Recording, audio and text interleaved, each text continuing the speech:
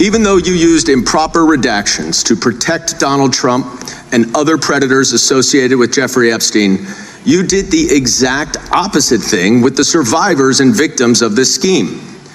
So their identification information was really the only thing required to be redacted, and it was not.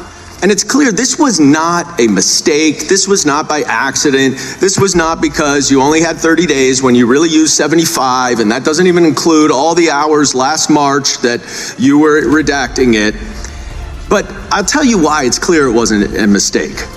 There is an email entitled Epstein Victim List. There are 32 names. One is redacted, 31 are not. So someone looked at it and decided to redact something. And I will tell you that that is clearly intentional to intimidate these survivors and victims. Now, in an interview last week— How will you tell me that's intentional? In an interview last week, Deputy Attorney General Todd Blanche— You can't go off script. —said that any victim that wants to speak with the department has done so, hopefully. Well, thanks to the incredibly brave people sitting here behind you, we can actually ask them if that's true. Now, would the survivors and victims who are here please stand up one more time? Just by show of hands, how many of you or your loved ones actually have met with the Department of Justice and provided testimony and evidence? None. And of those of you who have not met, which is everyone, how many of you have reached out either individually or through a lawyer or representative to offer to provide testimony and evidence? All of them. And of those all of you who have reached out, how many of you were denied or ignored by the Department of Justice? All of them.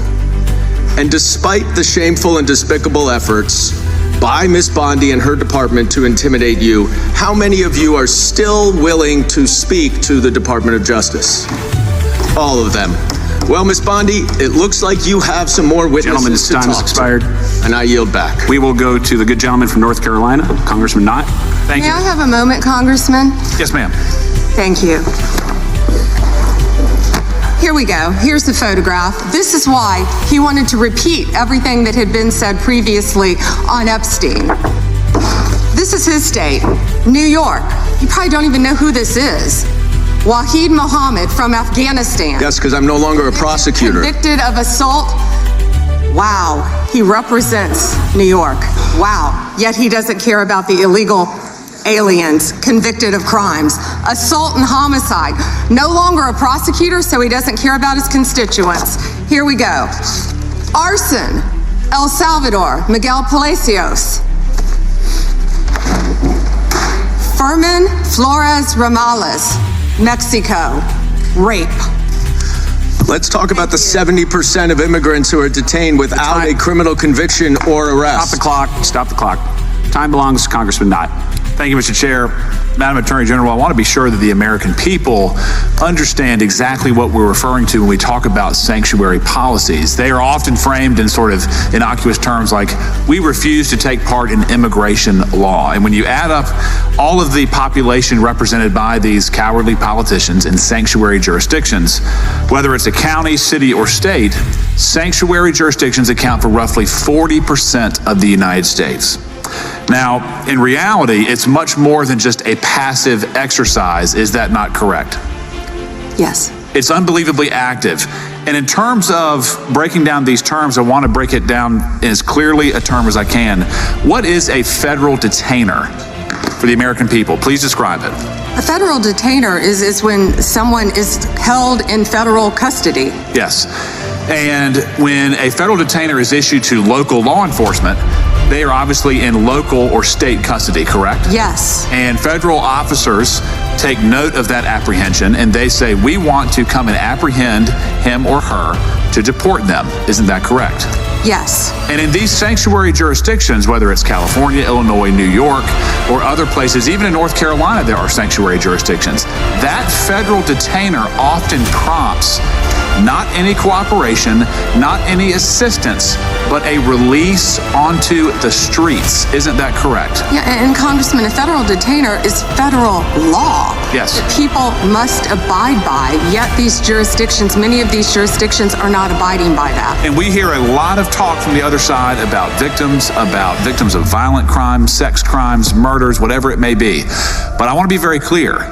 Illegal aliens who have been arrested for committing some of the most heinous crimes, they have been released by sanctuary cities, by sanctuary states, rather than being turned over to the federal government for deportation. Isn't that correct? It is, and it's sad for all Americans that any jurisdiction would do that. These are some of the most violent criminals I think we've all seen. Yes. And despite their best efforts to obstruct you and the president in making us all safer, I just want to go through a quick list again of the accomplishments that you have been in part responsible for achieving. True or false? The country now has the lowest murder rate in 125 years. Yes. True or false? 62 major cities are now reporting rapid decline in murder rates. Yes. True or false? Robberies are down nearly 20% over the last year. Yes. True or false? Violent crime is down almost 15% over the past year. Yes. True or false? Right here in Washington, D.C., violent crime is down almost 30% since President Trump took office. Yes, and the number may be even better than that, but yes. Good. Yes. True or false? The DEA has seized over 200,000 kilograms of cocaine since President Trump took office. I believe so, and 78,500 kilos of meth and more than 260,000 kilos of cocaine. Unbelievable. That's lives saved every day for all of us, for families, for children. And then true or false, the Department of Justice under your leadership has a 92% success rate at the Supreme Court? I believe so. Or ballpark? Ballpark. And then true or false, this administration is attacking the waste, fraud, and abuse that we have seen in places like Minnesota that is removing billions of hard-earned tax dollars from this country. Absolutely, and President Trump is committed to doing that in every city in this country. And Madam Attorney General, just to be very brief here, I want to be sure that you know that many on this committee made very serious efforts to try to amend the Epstein petition, to give you the resources and the time to protect victims, to go through and to have the necessary runway to thoroughly go through that file. Unfortunately, those requests were met with refusal, and we were unable to make the necessary amendments. But thank you for being here today. Thank you. Good gentleman yields back. We turn to the good lady from California, Congresswoman